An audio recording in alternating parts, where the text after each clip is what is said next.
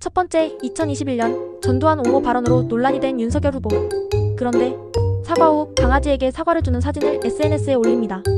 사과를 개에게? 진심 없는 사과와 조롱으로 받아들여지며 역풍이 거셌죠. 이른바 개사과 논란은 대선판을 흔든 대표적 미친 행동입니다. 두 번째, 2021년 TV 토론 중 윤석열 후보 손바닥에 이상한 글자, 바로 왕자를 써왔죠. 국민들은 깜짝 놀랐습니다. 무속인 조언을 따른 게 아니냐는 의혹이 확산됐고 대통령이 될 사람이 미신? 이라는 비판이 이어졌습니다. 해명은 지인이 써줬다였지만 이미 논란은 전국으로 번졌습니다.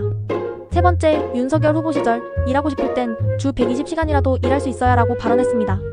현실은 주 52시간도 힘든 직장인들인데, 그래서 청년층, 노동계 모두 폭발했고 과로 사회에서 그 말의 의미를 모르는 것 같습니다. 결국 현실감 떨어지는 발언으로 낙인 찍혔습니다.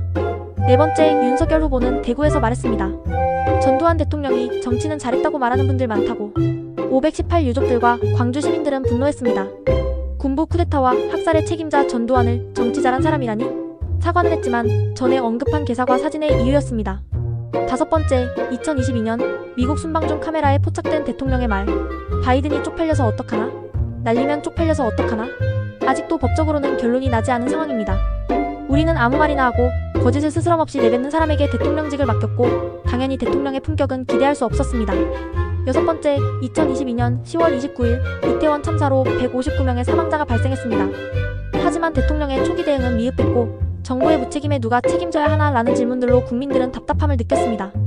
구조지휘도 없고 애도기간 중 외신 인터뷰, 골프 회동까지 이런 사람이었습니다.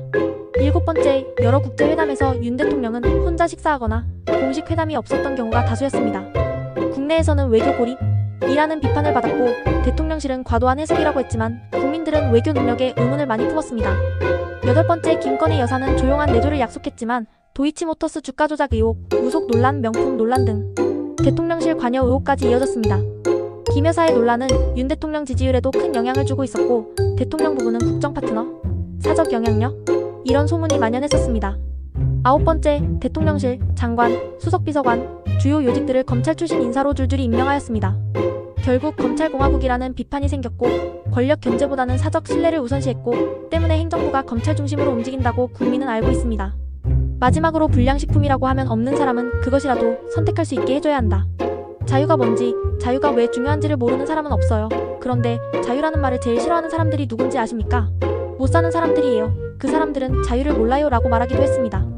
막말 논란과 행동은 끊이지 않았고 품격을 요구하는 국민의 눈높이와는 멀어졌습니다. 대통령의 한마디는 국격을 좌우하기도 합니다. 그래서 지도자의 언어는 더 무겁게 다뤄져야 합니다.